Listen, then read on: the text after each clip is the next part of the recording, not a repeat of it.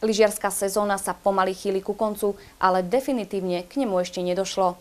To využili organizátori poháru Elsik. Po ročnej prestávke uviedli obnovený 11. ročník týchto pretekov pre neprofesionálnych lyžiarov.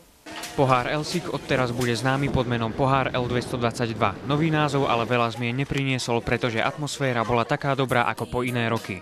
Lyžiarske podmienky však vzhľadom na teplejšie počasie neboli na svahu v Bachledovej doline naklonené rýchlym časom. Súťažilo sa v kategóriách bez rozdielu pohlavia.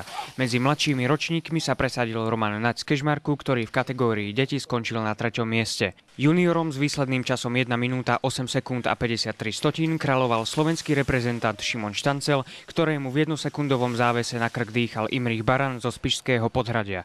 Na 3. mieste sa so 6-sekundovým rozdielom umiestnila kežmarčanka Lenka Dluhá. Kežmarskí lyžiari boli úspešní aj v kategóriách ženy, kde sa na prvej priečke umiestnila Andrea Naďová, a muži, kde sa na čelo dostal Maroš Krajnák. Bronzové umiestnenie získal Karol Dinda. Kategória sviatoční lyžiari priniesla druhú pozíciu kežmarčanovi Danielovi Šimšajovi.